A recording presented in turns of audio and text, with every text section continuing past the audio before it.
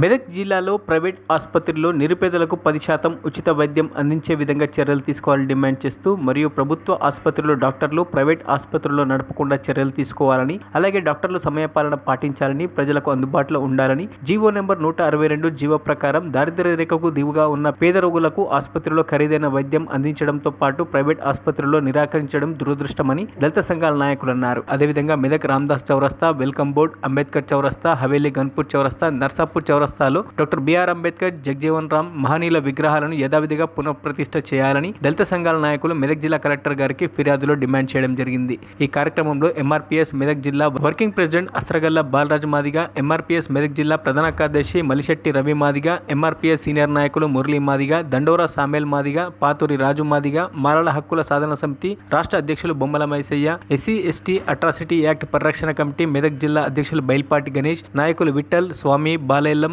నర్సింలు, చంద్రం, యాదులు తదితరులు పాల్గొన్నారు. ఎంఆర్పీఎస్ ఆధ్వర్యంలో కలెక్టర్ గారికి ఒక విజ్ఞప్తి పత్రం ఇవ్వడం జరిగింది. అది ఏంటంటే మేము ఫిర్యాదు దాంట్లో డిమాండ్ చేయడం ఏమిటనగా ఈ జిల్లాలో రాష్ట్రంలో 162 జీవో ప్రకారం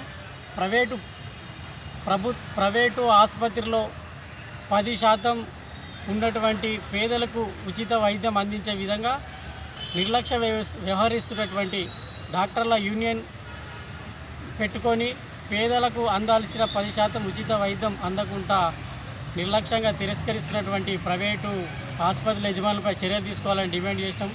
దాన్ని ప్రభుత్వమే చర్య తీసుకోవాలి, పేదలకు ఉచిత వైద్యం అందించాలని డిమాండ్ చేయడం జరిగింది. మరిన్ని అప్డేట్స్ కోసం మా ఛానల్ని సబ్స్క్రైబ్ చేయండి.